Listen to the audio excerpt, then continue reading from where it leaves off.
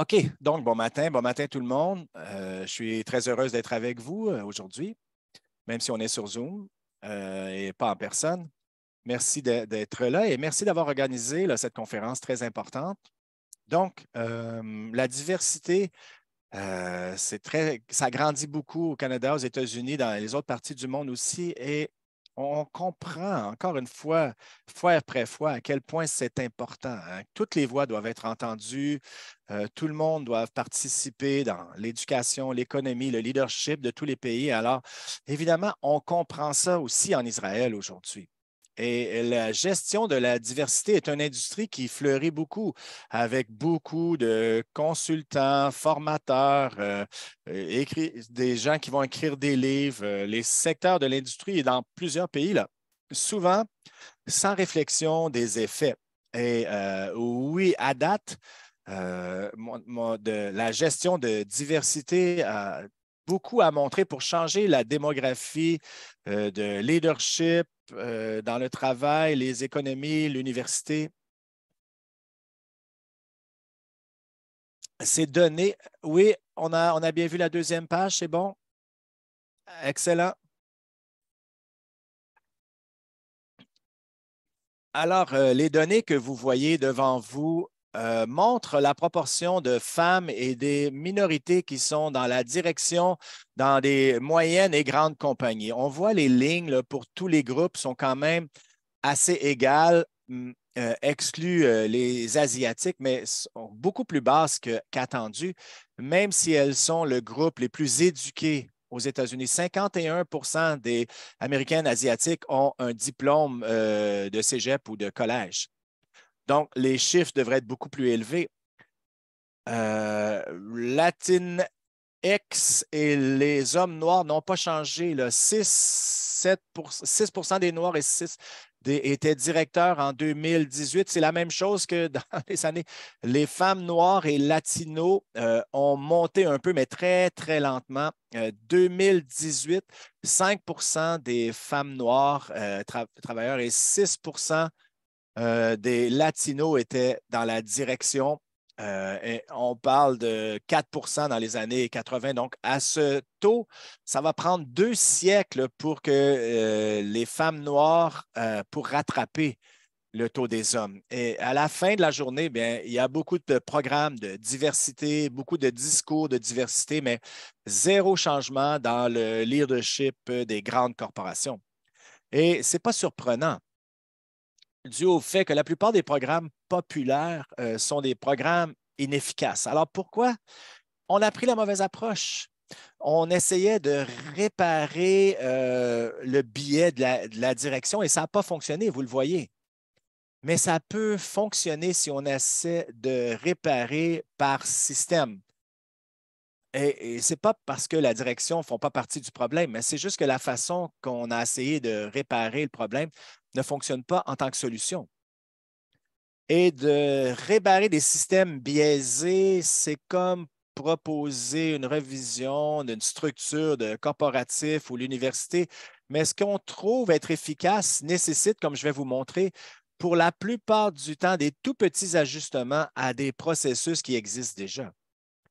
Donc, ma présentation aujourd'hui, malheureusement, je voulais montrer l'université dans dans cette page.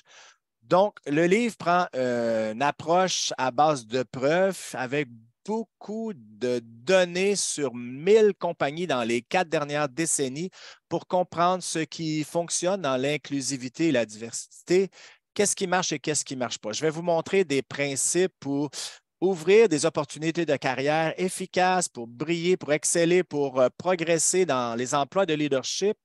Et on va illustrer aussi certains programmes qu'on montre. On peut les utiliser pour diviser d'autres programmes aussi, mais on va être très, très clair sur le genre de choses qui fonctionnent et les choses qui ne fonctionnent pas. Du moins, c'est ce que j'espère que vous allez en retirer. Euh, Même si je vais rapporter des résultats du livre, on est en train d'analyser des données sur les collèges et les universités américaines qu'on a ramassées dernièrement. Donc, les résultats que je vais vous partager aujourd'hui sont dupliqués dans ces données. Je pense que j'en ai inséré certaines pages de l'université, je crois, dans les analyses de l'université pour démontrer cela. Donc, on va commencer avec le biais des directions.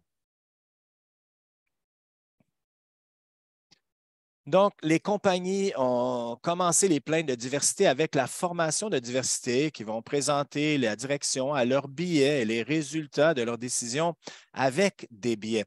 Ça et le harcèlement sexuel sont les deux mesures les plus de formation que les employeurs utilisent pour réduire l'égalité ou l'équité, du moins sembler le faire. Ces deux genres de formation mettent l'emphase sur les billets de la direction.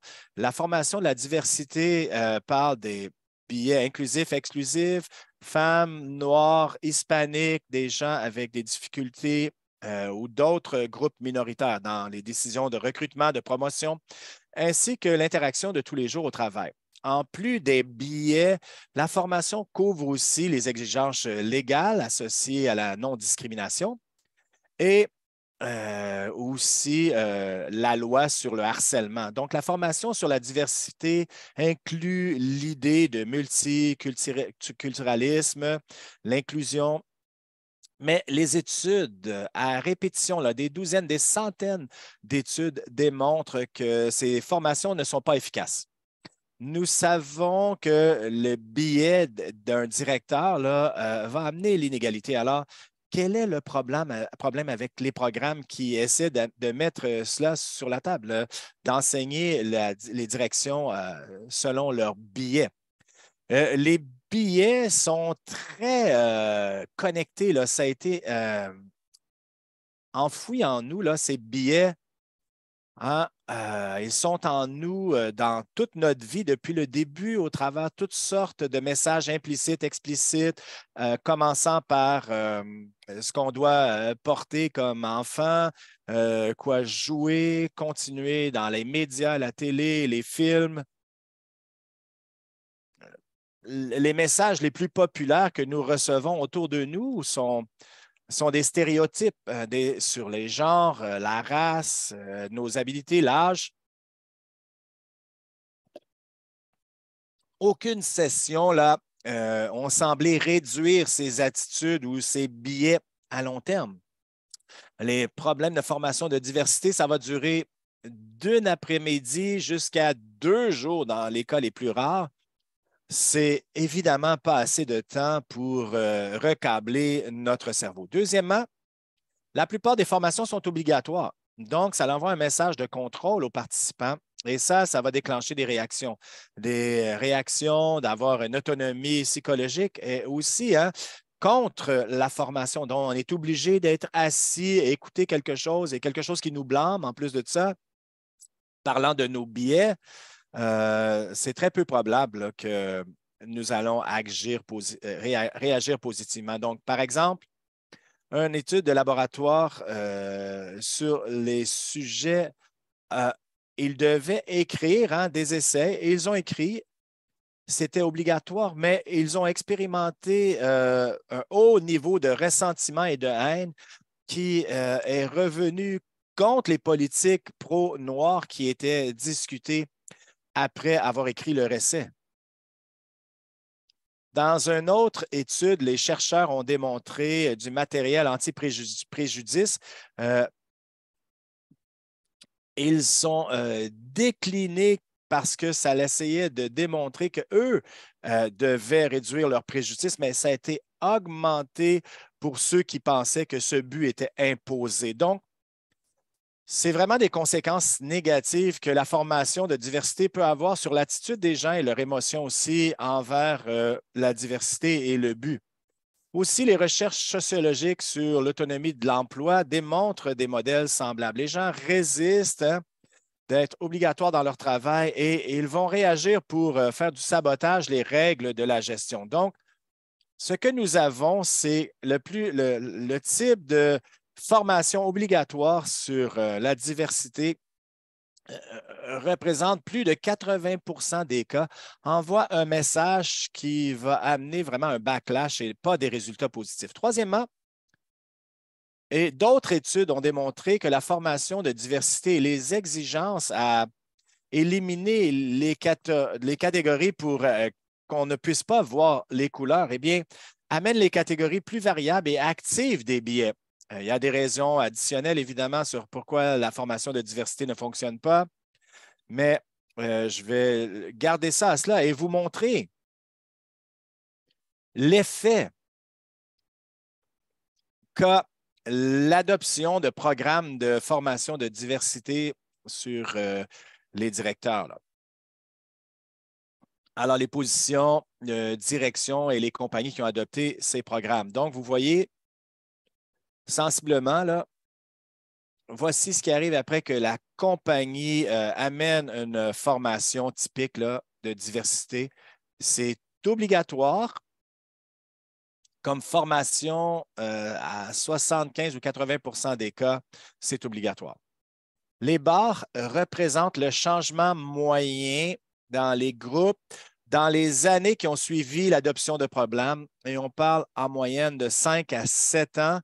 Et ce qu'on nous montre, la prochaine page, vous allez voir une structure semblable des barres, mais vous allez voir la ligne 0 et les barres qui vont en dessous de la ligne. Ça veut dire qu'après la présentation, les années qui ont suivi la formation, on voit une chute dans le partage là, de certains groupes dans la direction. C'est un résultat d'une analyse qui suit les compagnies dans le temps. Donc, ça compare, par exemple, combien d'hommes noirs ils avaient dans la direction avant et après l'adoption du programme. Et les annonces aussi donnent d'autres caractéristiques de la compagnie, le programme, l'effectif de travail. Donc, ce que vous voyez ici, c'est un backlash vraiment. Là. Quelle perte de temps. On peut voir que le contrôle, ce n'est pas une bonne façon de réduire les billets. Non, ça va amener plutôt un environnement pour les femmes et les gens de couleur.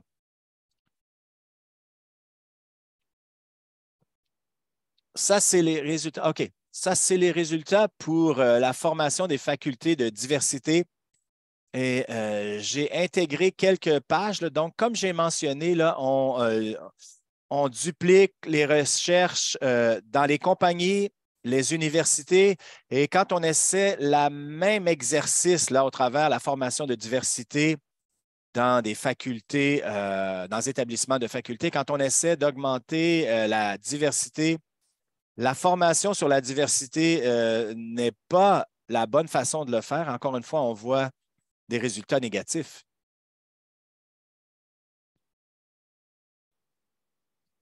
Quand on parle de formation contre le harcèlement, ce n'est pas surprenant, c'est obligatoire, c'est très légal, hein, c'est très, ça envoie le même message aux participants.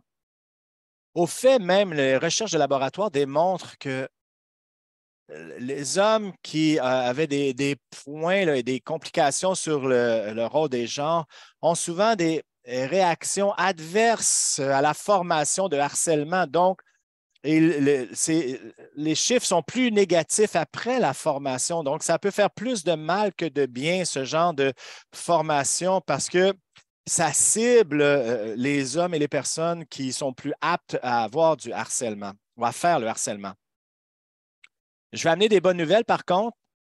Alors, on a regardé la formation de harcèlement pour les directeurs par la formation standard. Donc, on ne blâme personne, mais on donne au directeur des outils s'ils voient du harcèlement. Donc, ça, c'est plus efficace. On regarde les effets sont positifs, même si elles sont petits. Ces programmes spécifiques que nous avons examinés ici n'ont pas été créés pour être de la formation standard. Donc, ça a été mélangé, l'X, standard. Donc, si c'est juste par des normes ordinaires, on voit les résultats plus positifs. Recherche sur le terrain aussi, sur ce genre de formation. suggère que ça augmente les intentions du directeur d'intervenir. Ils sont confiants dans leurs habilités pour intervenir et l'habilité pour réduire le harcèlement sexuel. Donc, les directeurs, au travers de cette formation, se sentent comme des agents de changement plutôt que des gens qui sont victimisés ou qu'on blâme dans des formations. Différentes sortes de formations, autrement dit. Donc, quand je reviens à la campagne typique de diversité, j'ai mentionné la formation et harcèlement sexuel. C'est les premières choses que les compagnies vont adopter. Mais en plus de la formation, les compagnies vont mettre en place des règles pour réduire les décisions discrétionnaires des directeurs, donc pour les évaluations des performances ou des habilités. Le but, c'est que les directeurs se fient aux données plutôt qu'aux biais, mais le résultat ne réduit pas vraiment les biais. Donc, voici ce qui se passe quand les compagnies adoptent des tests d'habileté. Ça nous donne un bon exemple pour les directeurs et la résistance envers de ce genre de tests pour contrôler leurs décisions. Les compagnies présentent des tests d'habileté avec le but de forcer les directeurs de promouvoir les travailleurs qui ont le meilleur pointage sur des tests. Mais les directeurs ont résisté à ce genre et ils ont embauché leurs amis, les gens qui se sentaient confortables, sans faire passer le test ou ils ont fait passer le test à d'autres, mais ont ignoré certains résultats ou ont interprété les résultats comme ils le voulaient. Par exemple, dans l'étude ethnographique dans une firme de consultants financiers, Lauren Rivera a démontré qu'avec les hommes blancs, les intervieweurs disaient que quand les résultats n'étaient pas bons, ils disaient qu'il y avait eu une mauvaise journée, mais quand les personnes noires avaient le même pointage que les blancs, eux, la conclusion, c'était qu'ils n'étaient pas assez bons. Donc, on voit qu'il y a une discrimination dans les candidats qu'on ne croit pas et on élimine les résultats négatifs dans les clients que nous avons confiance. Donc, voyez-vous, on ne parle même pas de pointage. Bon, OK, elle n'a pas eu un bon pointage, c'était une mauvaise journée, elle ne filait pas bien. Et pour les Noirs, c'était juste qu'ils n'étaient pas assez bons. Donc, c'est un peu la même chose dans les promotions, le marché du travail. Quand notre candidat favori, là, il n'a pas bien répondu en tia, il était nerveux. Et quand on parle d'un autre candidat qui ne nous plaisait pas ou qui n'est pas notre favori, on dirait ah, mais ils ne sont pas bons, ils ne peuvent pas réfléchir sur leurs deux pieds. Donc, voyez-vous, c'est très Moneyball, hein, le film, c'est après le propriétaire des Pittsburgh, l'équipe, et c'est de passer en interview au moins un candidat noir pour un entraîneur, mais en pratique, c'était une pratique juste pour faire un X dans la boîte et le vrai problème n'était pas résolu. Donc, même si la règle forçait d'avoir un entretien avec une personne noire, donc la règle, c'était pour embaucher le plus d'entraîneurs noirs au travers de cette exigence, mais finalement, ça a été passé au travers là, ou contourné très facilement par ceux qui passaient les entrevues pour embaucher les entraîneurs. Et à la fin, les tests d'habileté ont amené les choses encore plus pires en réalité pour l'exclusion. Des évaluations de performance aussi amènent des chiffres négatifs, plus petits par contre, là, mais c'est quand même là, ce n'est pas positif. Les droits civils et la procédure de grief, hein, ça, c'est de la gestion d'équité et de diversité. Donc, c'est de censurer pour discrimination et harcèlement. Ça, c'est très populaire dans les compagnies, dans les universités, le secteur public. Non, mais ils offrent des mécanismes pour les travailleurs de se plaindre et ils vont punir ceux qui harcèlent ou qui discriminent. Mais on a d'autres groupes minoritaires, souvent rarement vont faire des plaintes et ils ont droit parce qu'une plainte va rarement punir la personne qui fait la discrimination, mais par contre, eux vont être punis dans 66 des cas d'un sondage qui a été fait et plus dans d'autres sources différentes. La plaignante ou le plaignant demeure isolé et les collègues de travail ne veulent pas corroborer leur histoire. Certains vont dire, oui, je sais que c'est un imbécile, mais je ne veux pas en parler, je ne veux pas être affecté par ça. Donc, on a eu plein de cas semblables à ça. Se plaindre, mettre les employés au travers l'enfer, là, s'il vous plaît, de déposer une plainte aux femmes qui ont été harcelées, là, mais ça démontre pire carrière, santé mentale, santé physique et d'autres résultats qui sont pires pour les gens qui ont été harcelés que ceux qui n'ont pas fait de plainte. Donc, faire une plainte empire les choses. Et l'ironie, c'est que lorsque le PDG, que personne ne fait de plainte, eh bien, il voit ça qu'il n'y a pas de discrimination. On est bon, personne n'a fait de plainte. Mais l'ironie encore plus grande, c'est quand il y a des plaintes, le PDG amène une formation urgente de diversité. Alors, ce n'est pas surprenant, comme vous pouvez voir. Ce n'est pas surprenant, comme vous voyez. Les procédures de plainte ont un effet très négatif sur différents groupes minoritaires dans la direction. Alors, on voit l'environnement, etc. On peut voir. Bon, maintenant, peut-être que ça, c'était des mauvaises nouvelles et on peut passer aux meilleures nouvelles. Contraste à cibler des individus là, et essayer de les punir. Et oui, ce sont des bonnes idées, mais ça ne fonctionne pas. Sensiblement, là, c'est à cause de notre structure cognitive. Le terrain de jeu n'est pas égal. Donc, en contraste à cela, et en innovation, certaines innovations ciblent les structures. Et les exécutifs, les cadres vont penser que le système sont égales, manque de diversité, c'est le biais des directions, pas les processus qui sont biaisés. Les processus de carrière sont habituellement très formulés et on a tendance à croire que la formule n'est pas discriminatoire. Mais le système habituel va bloquer différents groupes à certaines étapes. L'embauche, le mentorat et même la mise à pied. Le recrutement, c'est un bon exemple. Les femmes et les gens de couleur sont des groupes minorisés, sont souvent désavantagés à l'embauche parce qu'ils ne vont pas aux bonnes écoles, les écoles qui vont générer la pipeline. Donc, quand il y a 3, 4 écoles haute gamme, bien, le recrutement, on le voit, la démographie de ces écoles et des compagnies par rapport à l'embauche. Et la plupart du temps, c'est presque toujours blanc.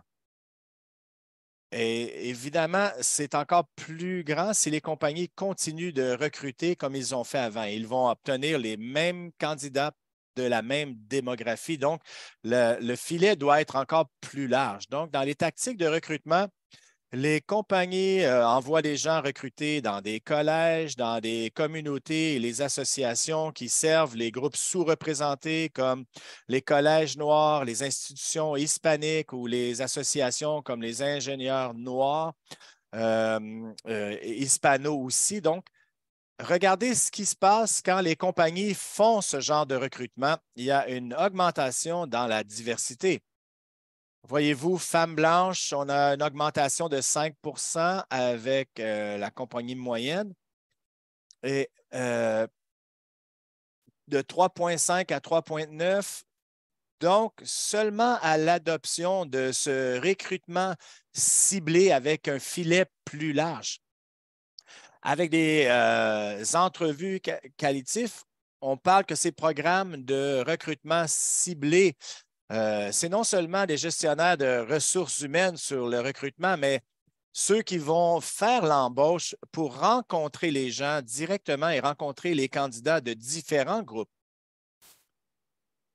Ce qui se passe, c'est que le recrutement non seulement est plus diversifié par rapport aux candidats, mais ça engage les directeurs en tant que leaders de ces changements. Et ça va créer l'adhésion, si vous voulez. Là. En général, selon la dissonance cognitive, d'impliquer les gens pour amener le changement, elle va changer l'attitude pour soutenir ça et ça l'amène l'internalisation de buts. Encore plus important, on voit la recherche dans des groupes à l'intérieur, d'amener des groupes diversifiés ensemble pour passer du temps, pour collaborer, pour travailler, peut être un préjudice de plus de faiblesse. Par rapport aux directeurs qu'on a passés en entrevue, là, c'était entre eux, les entrevues qu'on a passées, c'est une expérience qui leur a ouvert les yeux parce que dans la société extérieure, certains travailleurs sont ségrégés. Hein? Les Noirs aux États-Unis, les Palestiniens sont très ségrégés des Juifs.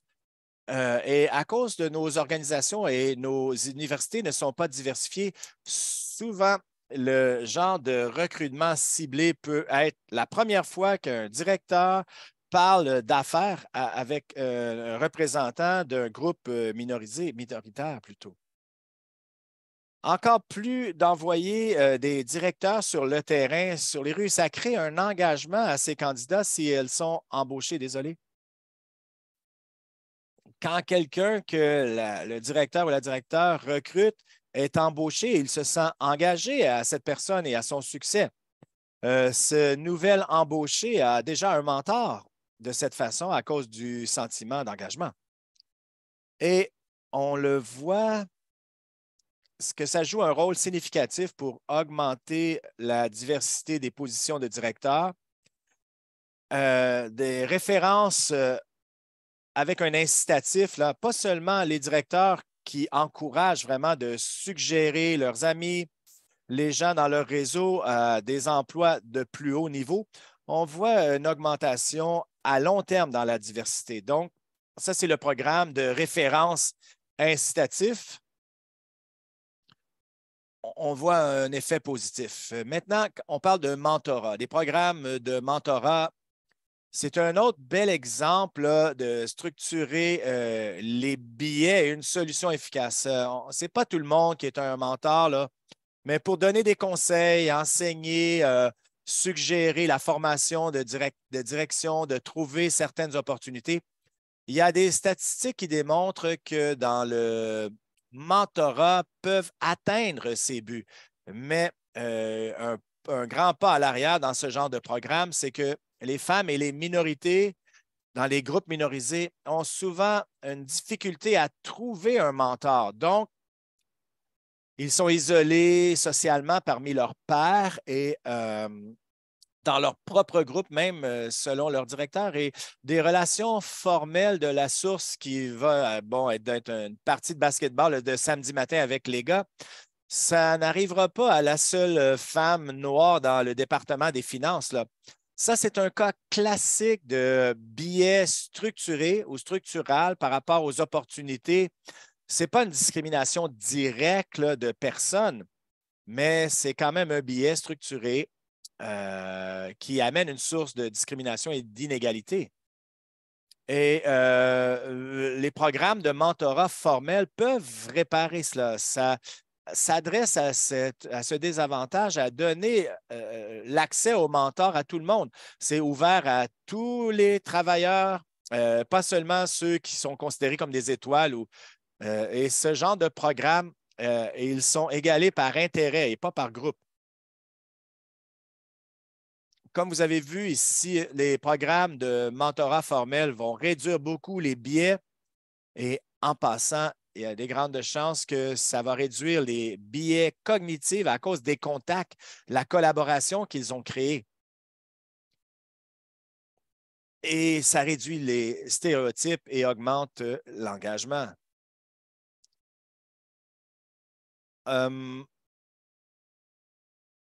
Si on regarde au programme formel de mentorat dans les industries où le travail qui peut avoir une promotion, là, voyez-vous, avec une éducation académique, évidemment. Parfois, c'est des travailleurs habiles. Je pense que la prochaine, oui. Alors, les résultats pour le mentorat dans l'industrie basée sur la science. Et dans des universités, le mentorat des recherches, là, pour montrer les similitudes entre les effets du mentorat formel et des programmes de mentorat dans les universités. On voit les résultats ici de programmes de mentorat qui se produisent par département, programmes de mentorat dans les universités qui sont gérés par l'université ne sont pas efficaces. Ces programmes qui sont gérés par département, ceux-là sont efficaces, comme vous pouvez voir. Et sont plus efficaces lorsqu'il y a quelqu'un de responsable, hein, qu'il y ait un programme de mentorat, quelqu'un est responsable et qui a vraiment de la formation. Donc, le programme de mentorat, la personne est là, plus et c'est efficace. Donc, la formation croisée, c'est une autre façon d'impliquer les directeurs et interagir avec les gens de groupes minoritaires.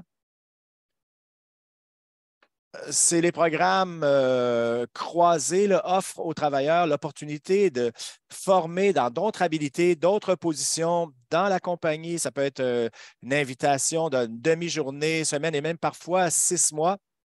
L'idée n'est pas venue de la règle de EDI, ce n'est pas un programme de diversité, là, mais les directeurs de l'EDI ont remarqué que les minorités, les travailleurs de groupes de minorités ont de meilleures chances de se rendre au poste de directeur après la formation croisée.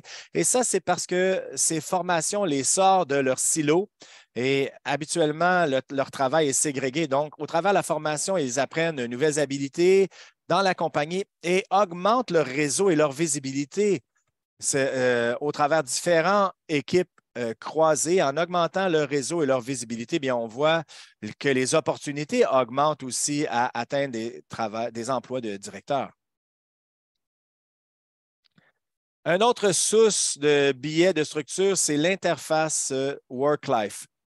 L'équilibre travail-famille, c'est souvent vu comme un enjeu pour les femmes et d'égalité, mais le fait, c'est que tout le monde a besoin d'un équilibre travail-famille, spécialement pour les groupes minoritaires plutôt. Et un autre fait que dans la plupart des compagnies, même quand l'équilibre travail-famille sont fournis ou quand le soutien travail-famille existe dans leur politique, habituellement, elles sont fournies d'une façon informelle et seulement dans des petits groupes fermés.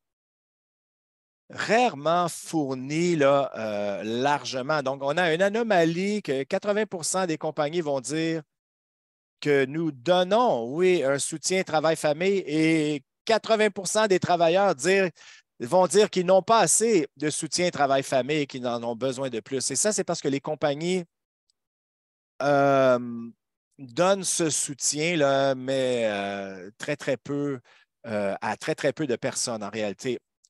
Travail-famille, c'est un point important, une initiative importante dans la diversité. Travail-famille, le soutien plutôt de travail-famille est important comme initiative parce qu'on essaie d'équilibrer. C'est difficile pour les gens qui sont discriminés pour deux raisons. Premièrement, les travailleurs dans la communauté devraient travailler plus fort pour prouver leur talent, pour impressionner leur directeur, leur patron, pour surmonter les biais, même après avoir été embauchés et promus. Ils ont toujours cette chose au-dessus qui ne sont jamais assez bons. Ah, ils ont été chanceux. Ils doivent toujours impressionner et se prouver. Et ça veut dire qu'ils doivent montrer plus d'engagement au travail que le travailleur moyen. Et ils doivent rester plus longtemps, travailler plus tard pour dire oui au projet, de travailler le week-end si on leur demande. Toutes ces choses-là qui vont faire que le travail famille va être encore plus difficile. Deuxièmement, ils ont moins de chances de recevoir des recommandations. Donc, un top directeur, ami du VP, a plus de chances d'avoir la flexibilité de l'horaire lorsqu'ils ont des besoins qu'une femme hispano qui travaille à la salle de courrier, disons, ou la personne noire. Donc, l'interface travail-famille amène une autre barrière structurelle pour la diversité. Diversité, le soutien travail-famille peut aider les travailleurs avec des groupes désavantagés de garder leur emploi plutôt que d'être forcés à quitter un emploi à cause de conflits travail-famille. Voyons certains soutiens qu'on a regardés. Travail-famille, on a regardé ça vraiment au minimum et on peut voir la politique du temps flexible. Donc, quand les compagnies ont une politique de temps flexible, alors ça, c'est de changer un peu les heures de départ et de fin là, où tout le monde, autour du temps où tout le monde devrait être là. Donc, c'est un changement radical. Regardez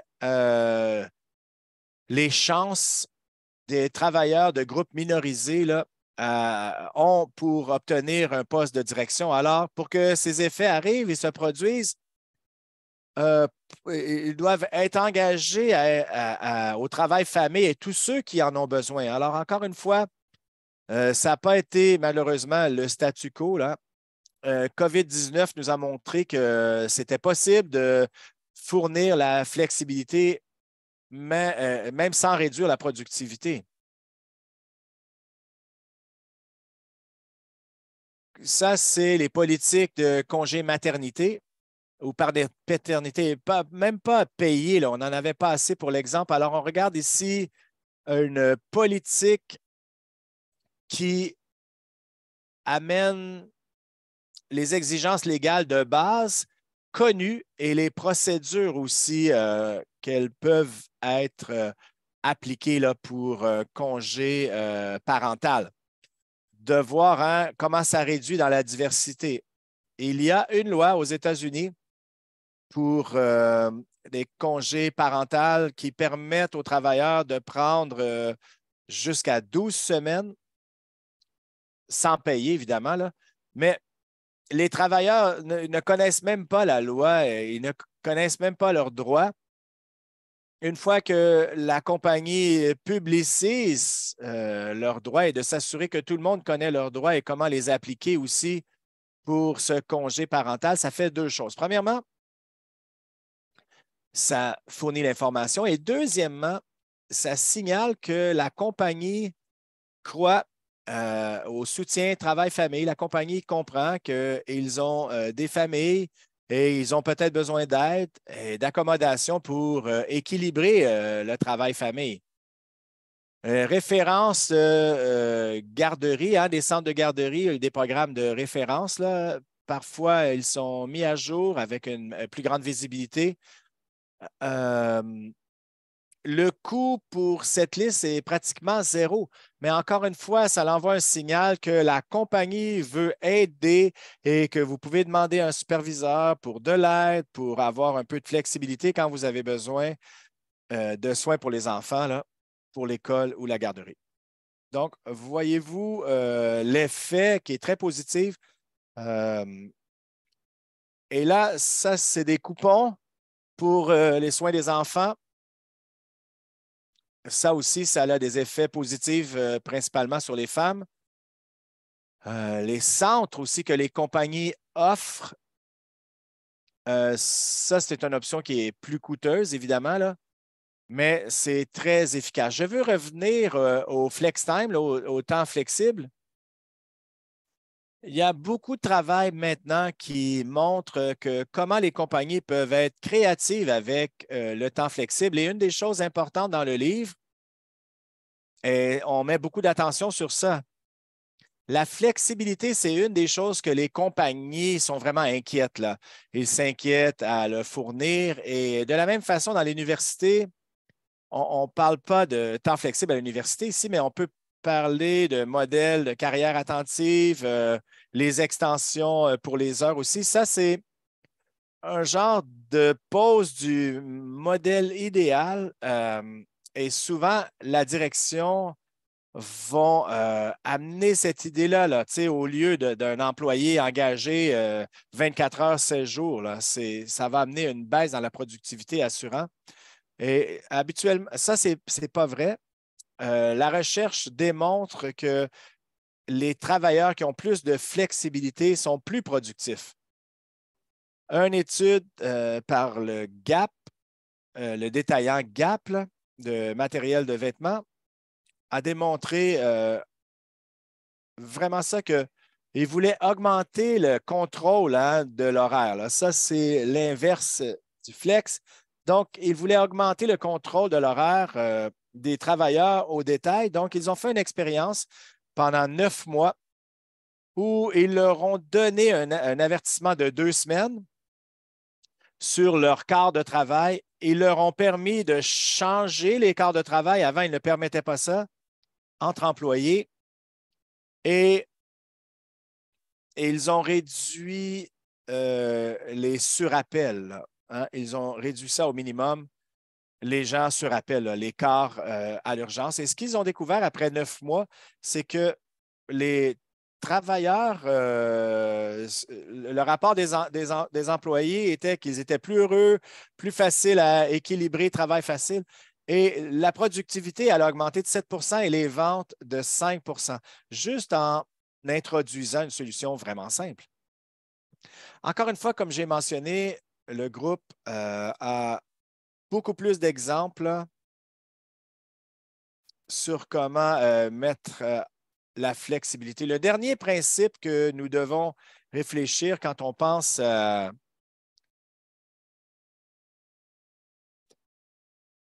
un programme efficace de diversité à la direction, c'est de mettre les directeurs en charge de présenter les changements. Non seulement ça augmente l'implication, mais ça promet que nous allons réparer les biais structurels de votre département, votre université, votre compagnie et on va amener vos besoins spécifiques de diversité. On va répondre. C'est beaucoup mieux là, que de prendre un programme sur les tablettes. Donc, c'est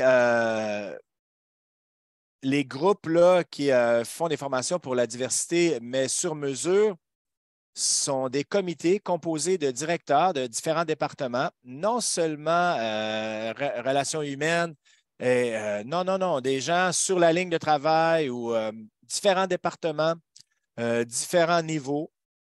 Idéalement, on peut avoir un niveau de vice-président aussi. Ils vont s'engager d'études, de biais sociaux et encore une fois, plutôt d'avoir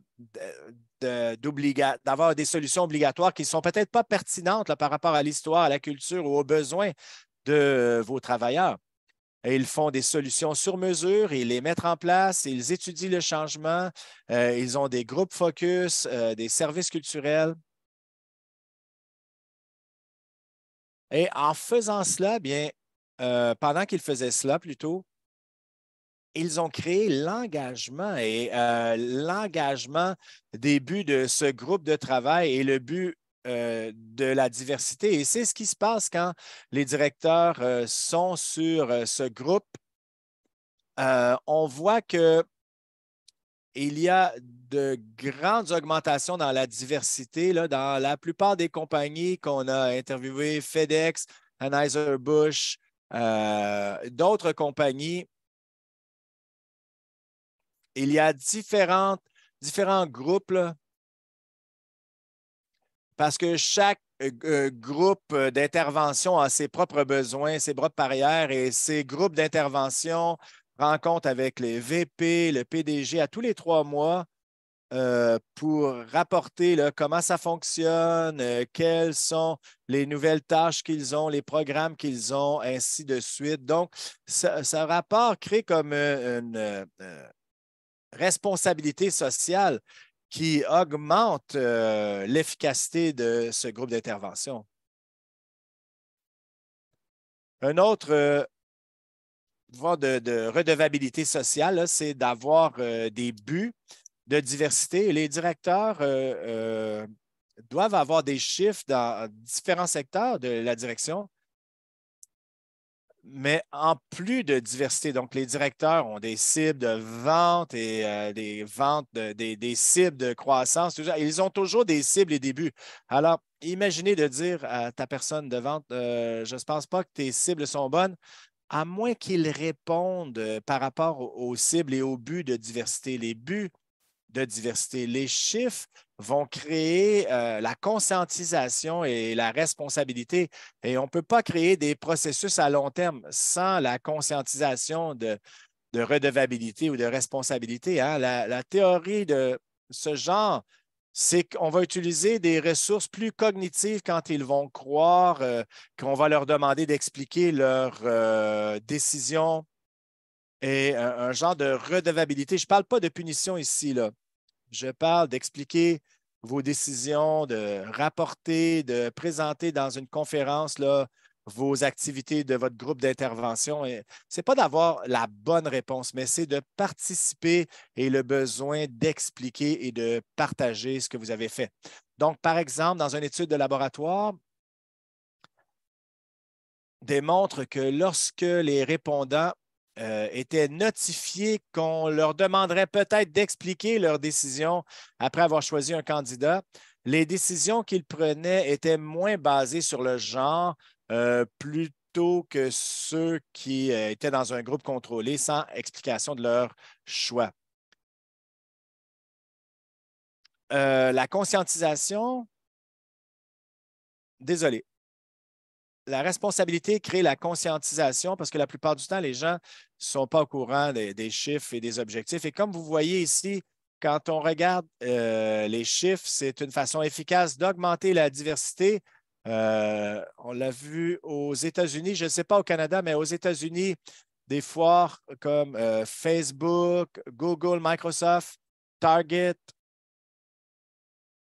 des firmes plutôt, des firmes, de grandes firmes ont mis leurs chiffres sur le site Web pour créer la transparence et la responsabilité pour le public.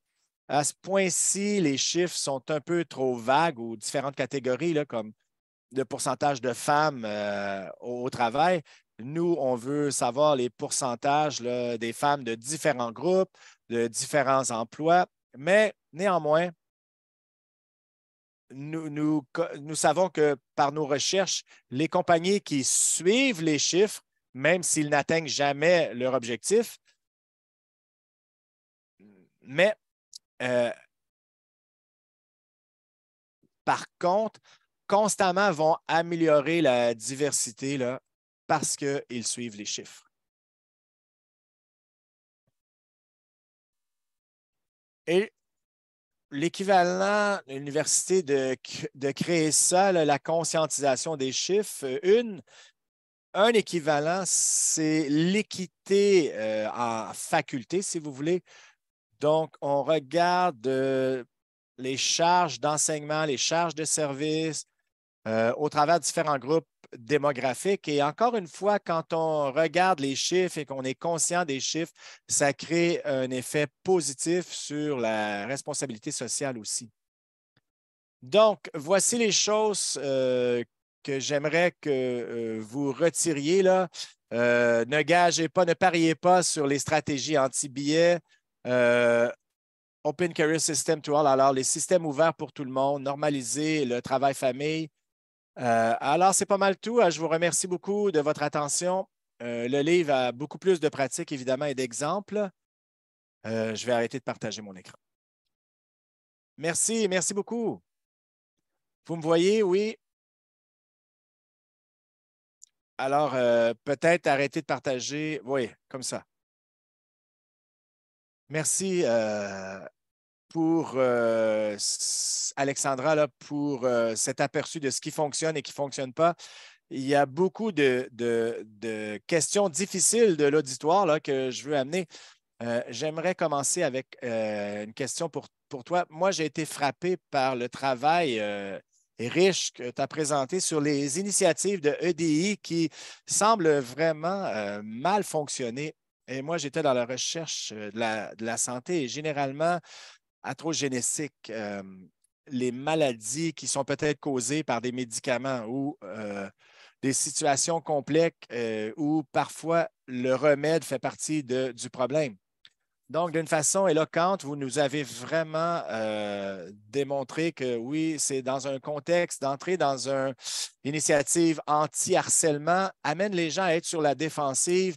Les gens vont présumer de position non voulue qu'on est comme un agresseur qu'on ne savait pas. Mais j'ai été curieux du fait que d'autres personnes qui, peut-être avec raison ou encouragées de considérées d'être la victime. Donc, les gens qui ne sont peut-être pas par des groupes majoritaires, mais le résultat de la formation de la diversité pourrait les amener à interpréter, disons, comme toutes sortes de conflits, comme une agression ou une agression raciale, et qui ce n'est peut-être pas ça, là.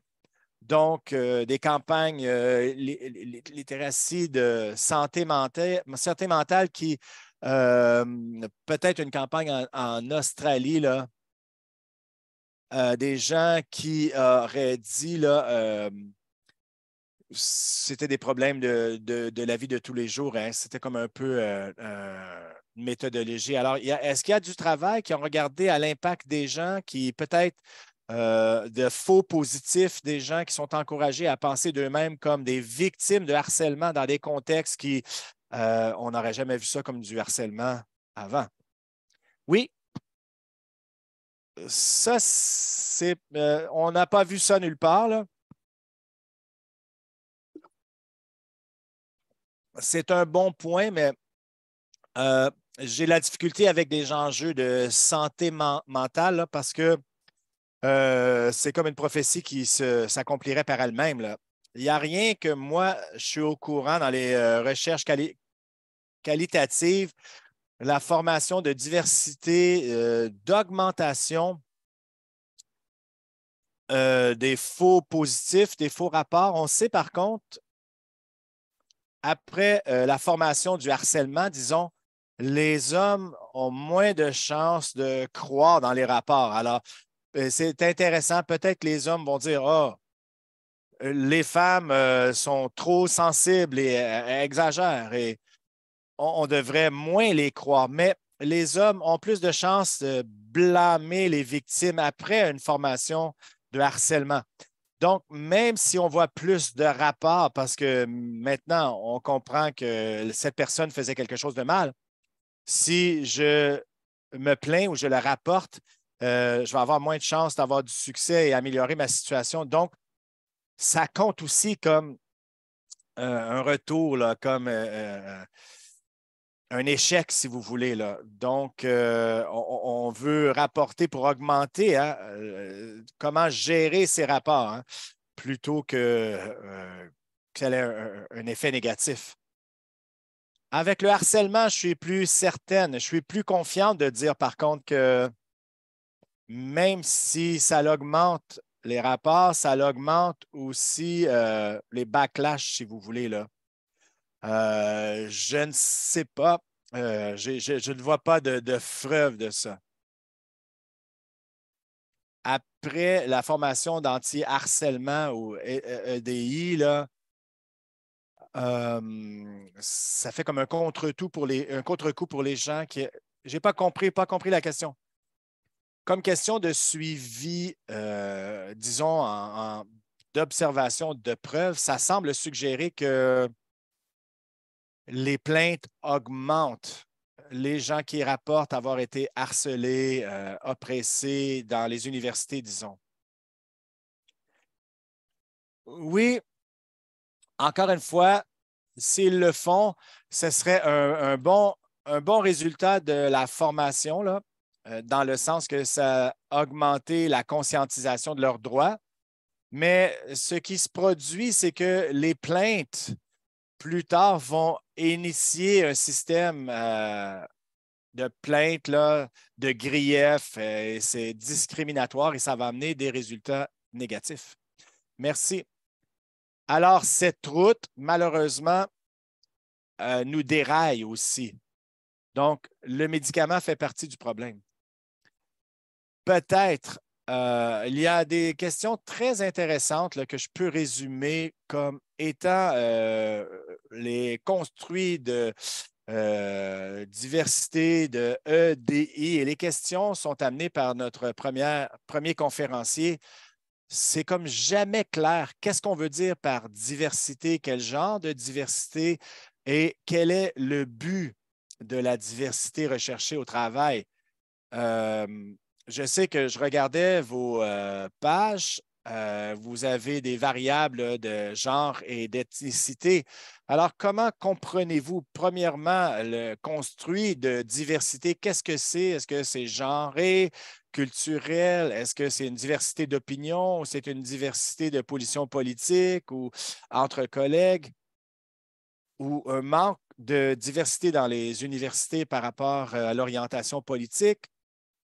Et si vous pourriez aussi parler sur ce que vous voyez comme les avantages de ce genre de diversité. Donc, la question dit, est-ce que le but est la diversité lui-même ou est-ce que c'est connu ou on s'attend que ça doit augmenter le mieux-être, la productivité?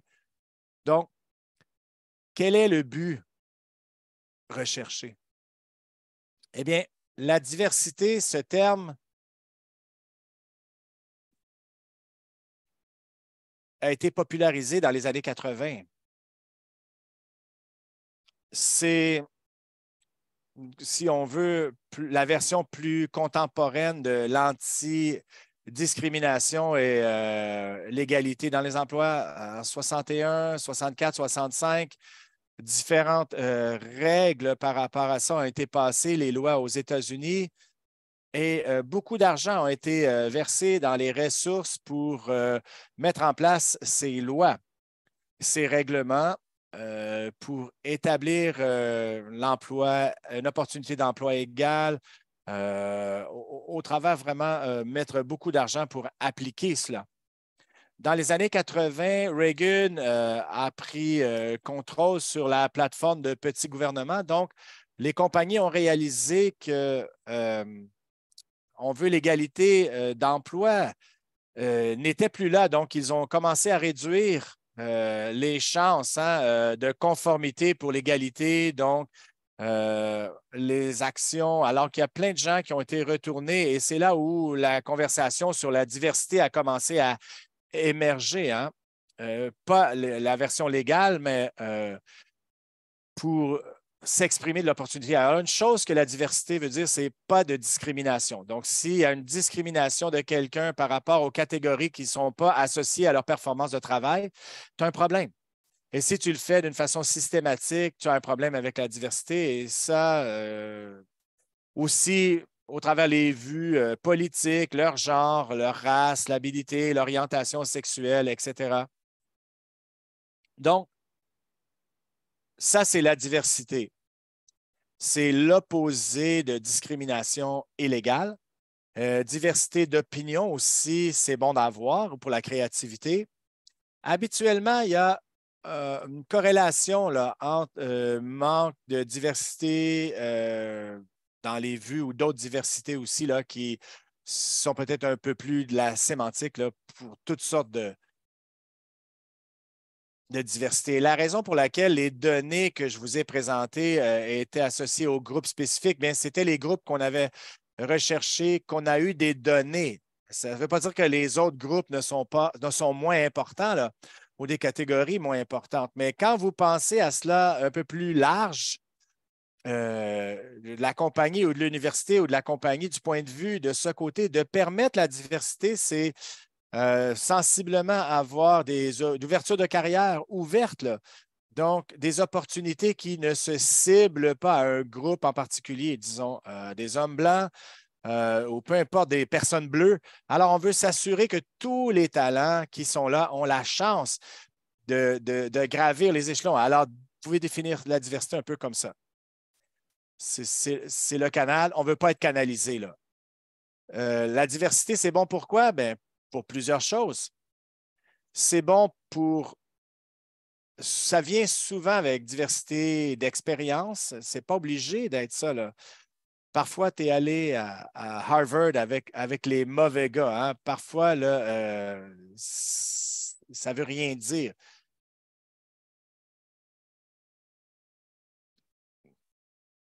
Donc, la diversité pourrait créer une différence d'opinion, différence en idées, en créativité. Donc, la diversité pourrait être bonne pour le commerce, surtout quand vous voulez rejoindre certains groupes. Et à l'université, il y a beaucoup de recherches qui démontrent que les étudiants de groupes minoritaires ont plus de chances de terminer leur diplôme s'ils ont des facultés diversifiées. Malheureusement, euh, il y a une grosse charge de travail aussi pour les différentes universités, facultés aussi, donc pour réduire le fardeau.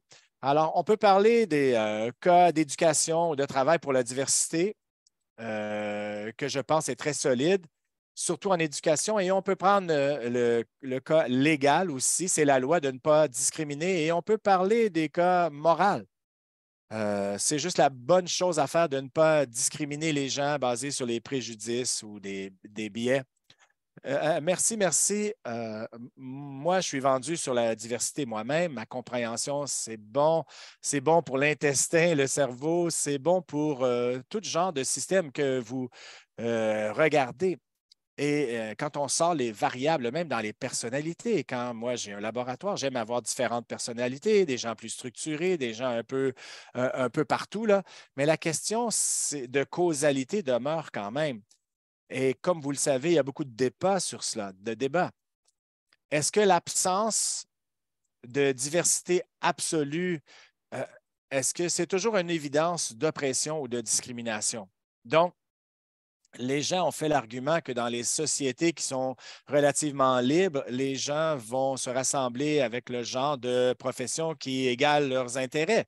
Et pour des raisons très compliquées qu'on ne peut vraiment jamais comprendre, historiquement, certaines communautés, certains groupes ont été vers une certaine profession. Et la question, la bonne question éthique, c'est est-ce que c'est toujours mauvais? Est-ce qu'on ne devrait pas avoir si on n'a pas la diversité. Donc, la première question, si je veux essayer de m'expliquer là, avec certains exemples, disons comme la Russie, l'URSS plutôt, ou un système très autoritaire qui ont essayé de forcer la diversité. Donc, encore une fois, ça n'a pas vraiment fonctionné. Donc, avant de passer à une autre question, peut-être parler. L'absence de diversité, est-ce que représente toujours la discrimination? On dit jamais, jamais, on dit jamais toujours. Euh, je ne veux pas parler de règles si générales, là, mais encore une fois, vous savez, là, les questions semblables là, avec le féminisme. Hein. Donc, les femmes, vous avez votre liberté d'aller travailler dans le capitalisme. C'est pas que toutes les femmes vont travailler comme des hommes et vont avoir l'air des hommes. Non, les gens doivent être libres de faire ce qu'ils veulent faire et parfois, certains groupes peuvent choisir de se rassembler autour d'une occupation et c'est correct, ce n'est pas la question, mais la question, c'est est-ce que vos systèmes sont biaisés? Est-ce que vos processus ont des conséquences déjà planifiées par rapport à différents groupes? Ça ne veut pas dire qu'un directeur ou un membre de la faculté là, est biaisé. Ça veut dire que l'histoire a été mauvaise et nos structures sont enfouies dans cette histoire et aussi interagissent avec des idées externes aussi qui amènent un biais. Donc, c'est pour ça qu'on n'a pas comme la part égale d'étudiants de tous les mêmes groupes à Harvard, si vous voulez, disons. Mais après ça, tout le monde peut être créatif. On peut avoir un professeur de Howard et non pas Harvard d'une autre université. Donc, voyez-vous, non, il y a beaucoup de questions et les questions sont très bonnes. Alors, désolé si on ne posera pas toutes les questions là. Peut-être une question méthodologique mineure là. Les variables dépendant dans beaucoup de vos pages étaient un pourcentage de changement dans la part de la directeur. Alors, quel est le temps longitudinal? Quelle était la période de temps que les changements sont apparus? Les données couvrent 1971 à 2015. Certaines recherches étaient rétrospectives. Hein. Je ne cherchais rien. Moi, en 71, je ne faisais aucune recherche. Mais on a des données gouvernementales sur les compagnies de 71 à 2015 par rapport à la composition de l'effectif de travail dans toutes les catégories. Donc, ça, c'est très unique. Et rétrospectivement, on a fait des sondages avec l'organisation sur laquelle on avait des données, leur demandant sur gestion, ressources humaines, diversité, politique. Nommez-les, on a posé ces questions. Donc, et ensuite, on a créé l'historicité là, pour chaque compagnie, la façon que leurs structures ont changé, l'infrastructure, comment elle fonctionne, et aussi l'effectif de travail a changé au fil des années. On a articulé, collaboré, tout ça avec d'autres informations qu'on avait sur l'historicité de ces procédures pour connaître les données vraiment, que les données soient justes. Et on a créé un effet longitudinal qui a examiné ce qui arrive avant, après l'adoption d'un programme, en allant chercher toutes les données là, et l'accélération des différentes sources. Donc, c'était pas mal la chronologie. Beaucoup de commentaires. Plusieurs personnes ont apprécié les découvertes de quelque chose qui fonctionne bien, d'améliorer les conditions de travail et travail-famille. Donc, ça, c'est très intéressant pour clarifier. Est-ce que c'est possible de conclure qu'une approche colorblind, là, en réalité, va améliorer les conditions et ça serait plus efficace que tout autre EDI racialisé ou genré? Et si c'est le cas, basé sur ce que vous savez par rapport à la littérature, quelles seraient les conditions de travail idéales là, pour n'importe quelle compagnie ou université? Qu'est-ce que vous voudriez voir en place? Wow! C'est des principes. Hein? Je ne peux pas parler une liste de programmes spécifiques qu'on aimerait voir, mais on aimerait voir qu'un système de carrière sont ouverts à tous. Et le soutien, hein, comme soutien travail-famille, tout le monde y a accès.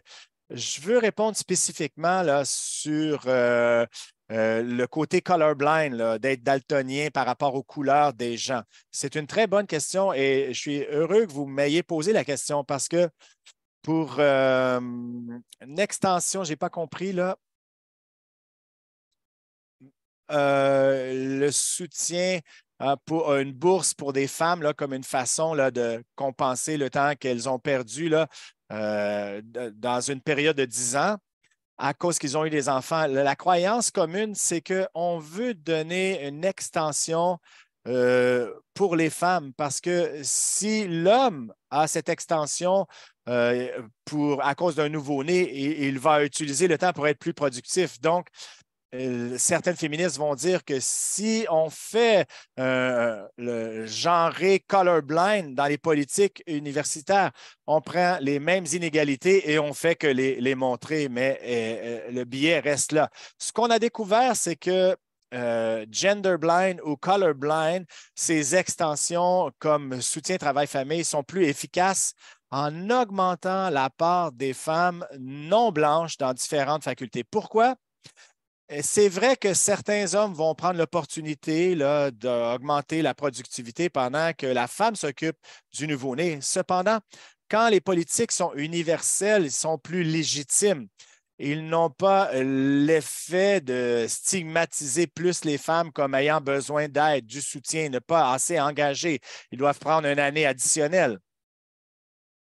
Donc, certains programmes universels peuvent être très efficaces dans le sens qu'elle ne renforce pas les limites des groupes genrés là, ou plus de légitimité. Donc, si j'ai un programme de mentorat qui est juste pour des femmes dans les minorités, ça pourrait être perçu comme une condition défavorable.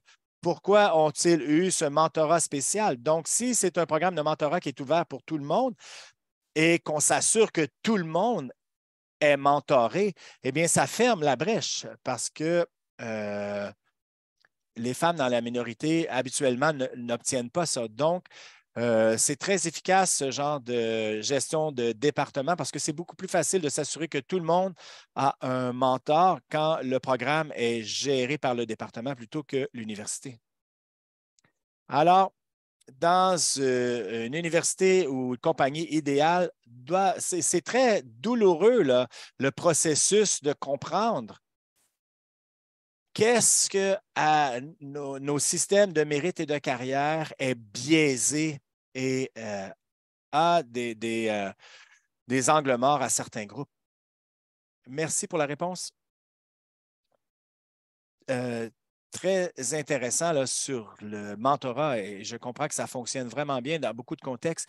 Je n'étais pas certain, par contre, d'avoir compris ce que vous avez dit sur le mentorat communautaire. Oui, dans la santé mentale, on a eu un débat semblant là, pour mettre des gens et des patients des mêmes groupes d'eux ensemble. Et il y a des pros et des contre pour ça. Parfois, ça les aide parce qu'ils sont en sécurité, mais parfois aussi, il peut y avoir un backfire à cause de cette perception et la personne ne se sentira pas en sécurité de s'ouvrir. Donc, l'autre des programmes de mentorat que vous connaissez qui fonctionnent pour mettre des gens basés sur les intérêts, les groupes, comment on va Donc, si une femme est d'accord à avoir un mentor masculin, c'est correct. Eh bien, basé sur les intérêts. Donc, le mentorat peut vous donner deux factions, là, émotionnel et fonctionnel, OK, professionnel. Donc, soutien émotionnel, on peut l'avoir par le mentorat de vos pairs, où on voit un groupe ressources ou un réseau, un groupe Infinity, ont différents noms. Donc, vous pouvez avoir des professeurs femmes noires comme groupe. Mais quand on parle de fonctionnel ou les avantages professionnels, là, on veut les matcher, les assembler par intérêt. Première fois, c'est plus efficace. Ensuite, le mentor est intéressé, donc il achète plus et il sait comment aider. Et troisièmement, vous évitez la situation où vous avez très peu non-blancs mentors potentiels qui vont être mentors pour un groupe de non-blancs. Donc, s'il y a un homme noir dans le département, ça pourrait être un problème. Il y a des découvertes récentes là, que les femmes vont mieux aller quand ils ont un mentor mâle parce qu'il est plus connecté, ils peuvent aider et ils veulent un mentor peut-être plus fort. Donc, égaler mon intérêt par intérêt et pas par mon identité. Merci, merci. Bonne réponse. J'aimerais revenir à une question méthodologique qui pourrait aussi nous aider à revisiter la question plus philosophique, ce qu'on veut dire par la diversité. Il y a une question qui demande que s'il pourrait y avoir un biais, euh, au moins dans la recherche que vous avez présentée, encore une fois, les variables de résultats avec les directeurs ou les positions directeurs. Et la question était, est-ce que la recherche est basée sur la présomption que tout le monde doit atteindre une position de leadership? Est-ce que la diversité est seulement importante au niveau de directeur? Donc, méthodologiquement, est-ce que vous avez regardé, avez-vous les données là, plus bas comme des positions qui ne sont pas de direction? Alors, peut-être parler un peu de ça. Et encore une fois, y a-t-il un potentiel? Je ne suis pas sûr comment l'encadrer, là, mais euh, quand il y a un biais, par exemple, je pense que la personne qui pose la question disait, y a-t-il d'autres facteurs de personnalité, hein, les perfectionnistes ou ceux qui sont au-delà, en réalité, là, de la catégorie culturelle? Pourquoi juste regarder le directeur, là? Oui, il y a beaucoup de raisons à regarder les postes de direction, les postes de gestionnaire. C'est des bons emplois financièrement. Donc, et ils aident vraiment les gens à soutenir leur famille d'une meilleure façon et d'aller dans une classe plus élevée, fournir un peu mieux d'éducation et tout ça. Donc, ce sont de bons emplois qui vont donner un bon style de vie, de bons résultats. Donc, On veut la diversité dans les bons emplois. On veut la diversité aussi dans d'autres emplois. Il y a un emploi ce n'est pas toujours un emploi de leadership non plus, mais un emploi qui va permettre le contexte de diversité qui va avoir découlé dans les politiques pour améliorer la diversité. Ce n'est pas toutes les femmes qui viennent dans la direction qui vont faire une révolution, mais en moyenne, de femmes et gens de couleur vont promouvoir les programmes de diversité davantage qu'un homme blanc, disons. Et ils vont soutenir plus les programmes de diversité, du moins. Alors, les leaders, peut-être, vont pouvoir changer l'organisation. C'est vrai que il y a des gens qui ne veulent pas être dans la direction, ne veulent pas faire ces heures, cet engagement dans le capitalisme, mais ils veulent juste avoir un emploi raisonnable. Donc, ça, là, c'est vrai.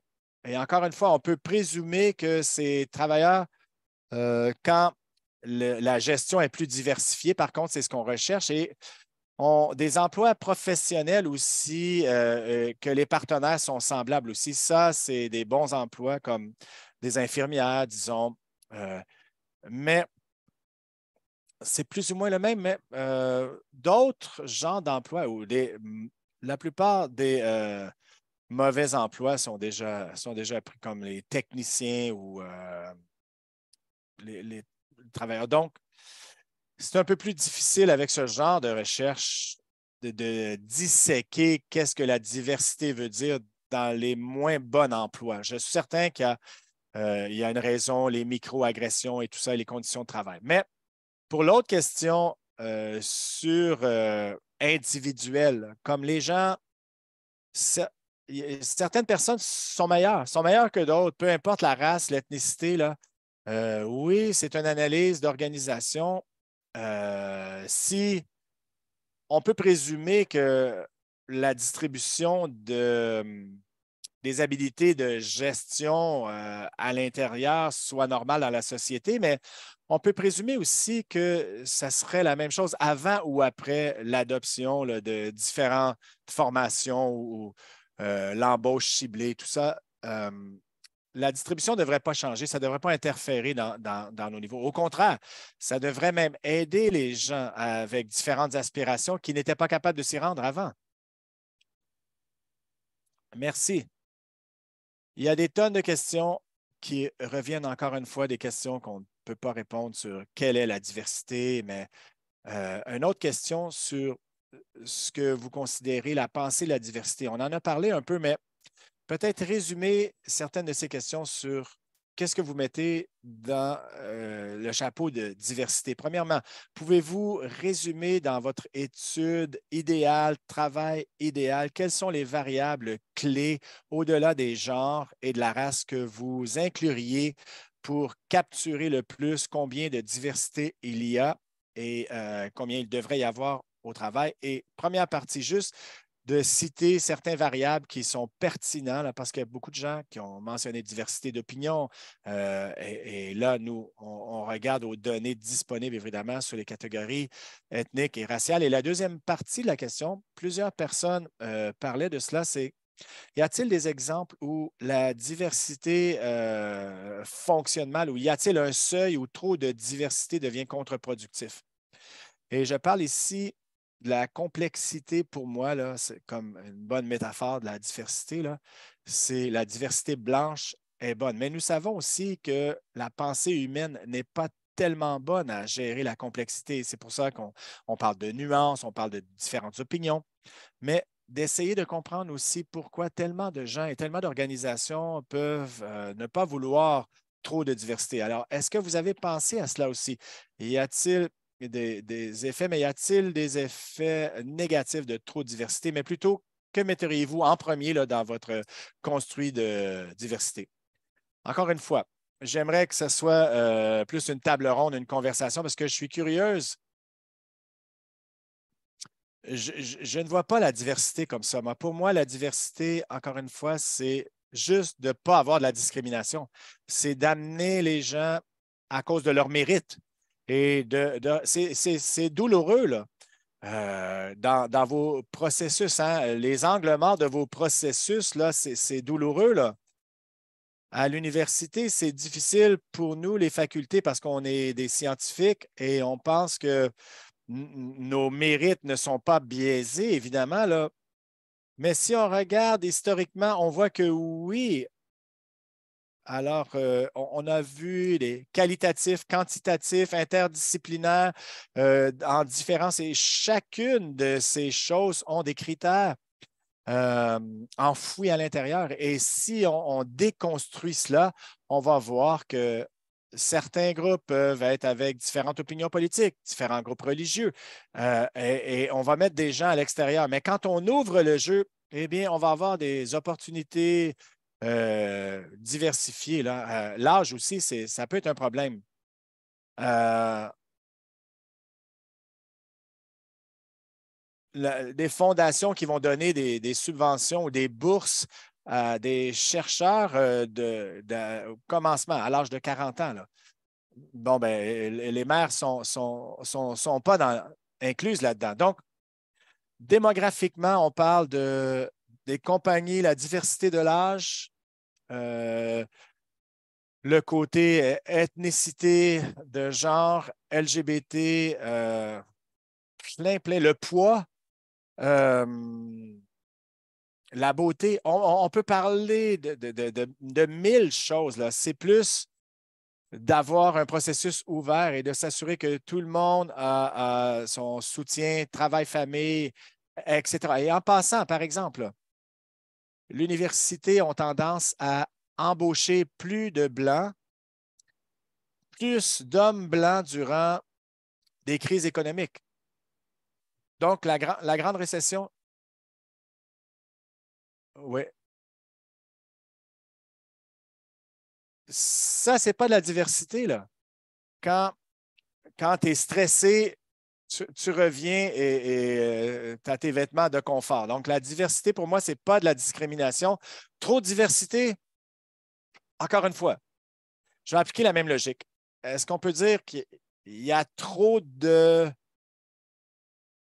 Juste s'assurer qu'on ait assez de mérite, là. Euh, Vous voulez aller lentement, vous voulez vous assurer que presque tout le monde est à bord. Il y a peut-être un peu trop d'obsession avec la diversité du fait on peut perdre des gens et si vous perdez des gens, ce n'est pas bon parce que ça pourrait être des micro-agressions, peut-être qu'ils ne veulent pas être mentorés ou etc. Donc, idéalement, on veut que le navire bouge ensemble. Hein. Et évidemment, ce n'est pas tout le monde qui va embarquer à bord, là, mais par définition, il ne peut pas y avoir trop de diversité. La recherche démontre que, en passant, dans cette courte période-là, euh, dans les courtes périodes, la diversité peut créer de la tension qui fait du sens, évidemment. Moi, si je dois m'asseoir avec une personne arabe, moi, je viens d'Israël, je ne sais pas comment je vais être et comment ça va aller, je ne sais pas. Je le sais, là, mais c'est pour un exemple. Donc, ça crée de la tension à court terme, mais à long terme, c'est la recherche qui démontre ça, que les groupes diversifiés vont avoir une productivité avantagée. Merci. Et si vous définissez la diversité comme non-discrimination, eh bien, je peux parler de la part de tout le monde qu'on est tous d'accord que la diversité, c'est bon. Mais c'est juste que ça demeure que c'est éthiquement difficile de distinguer les bons critères de mauvaise discrimination. C'est ce qu'on ne veut pas. Donc, isoler un critère pour un traitement spécial de la personne. Parce qu'une fois qu'on fait ça, il va y avoir des griefs, il y a des gens qui vont dire, bon, ça crée un enjeu pour certains groupes. Eux vont voir ça positif, d'autres vont voir ça négatif et discriminatoire. Donc, c'est très compliqué. Vous avez bien répondu aux questions. Je voulais revenir à un autre, mais c'est encore une question philosophique. Une personne demande, on entend beaucoup que les femmes et les minorités ont tendance à travailler plus fort pour moins de reconnaissance et moins de progrès au travail. Donc, l'idée, c'était comment est-ce qu'on mesure ça? Il y a différentes mesures dans les études, mais est-ce que c'est typiquement rapporté à l'interne ou comment on a créé ce concept? Très bonne question. Moi, je peux dire que je travaille plus fort. Il y a des personnalités, hein? Il y a des variables qui peuvent intervenir. Donc, qu'est-ce que ça veut dire travailler plus fort? Mais il y a des études quantitatives qui vont démontrer, par exemple, que les hommes blancs ont des promotions plus rapides avec les mêmes évaluations, la même productivité. Les hommes blancs sont promus plus rapidement. Donc, l'autre façon de regarder ça, c'est pour avoir une promotion, des hommes non blancs devaient travailler plus fort, hein, ou avoir une autre année de productivité, une autre année de résultats. Donc, on a des preuves quantitatives sur la productivité, la seniorité qui démontrent ça. Merci. Et je suis conscient du temps, là. Je viens de réaliser que la conversation est fascinante, là, mais on va devoir terminer. Donc, alors, merci. Merci à l'auditoire. Désolé de ne pas avoir posé toutes les questions. Un dernier commentaire, là, Alexandra. Eh bien, je veux dire, les femmes qui travaillent plus fort, là, non blanches, en académie, là, c'est très facile de voir, hein, les résumés des hommes et des femmes blancs ou non blancs qui ont été promus. Euh, c'est très difficile pour nous de comprendre que nous aussi, nous sommes biaisés là, à cette étape du moins. Là. Mais c'est très facile de voir les biais à cause de notre productivité. Là. Elle est très quantifiée ou quantifiable. Je peux arrêter ici, oui. C'est une très bonne question, merci. Merci beaucoup. Alors, merci encore une fois, docteur, d'avoir été là. J'espère que la conversation va continuer. Merci beaucoup. Merci pour vos questions.